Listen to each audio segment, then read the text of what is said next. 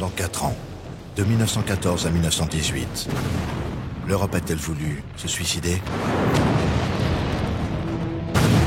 En 1914, les Allemands ont attaqué.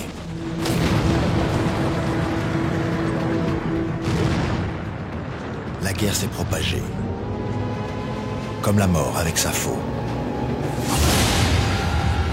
sur l'ensemble de la planète.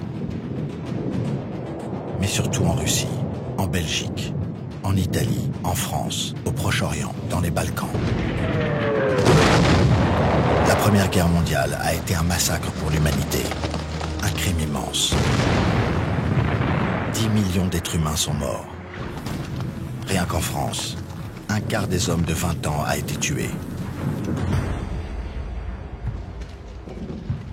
En 1915, un soldat anonyme ose filmer la corvée de cadavres.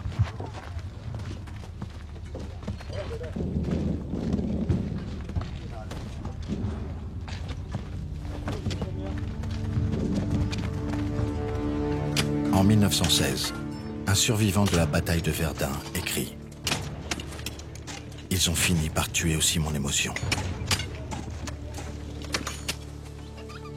Les veuves, les orphelins, les mères désespérées se comptent par millions. Mais le 11 novembre 1918, Madame Diaz, à Bourges, dans le centre de la France, apprend le cessez-le-feu. L'armistice vient d'être signé. C'est le clairon Pierre Sellier qui a le premier annoncé la fin des combats.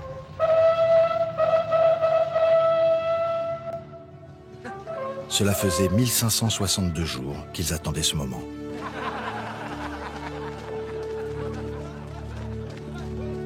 Ils improvisent une sépulture pour le dernier obus de la guerre.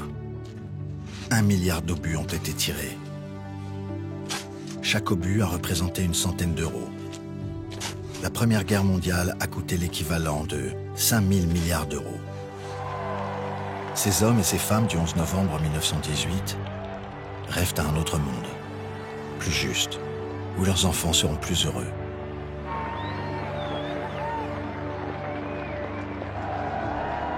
L'un des plus grands esprits du XXe siècle, l'écrivain autrichien Stefan Zweig, écrit « La guerre était finie, mais elle n'était pas finie. Seulement, nous ne le savions pas. »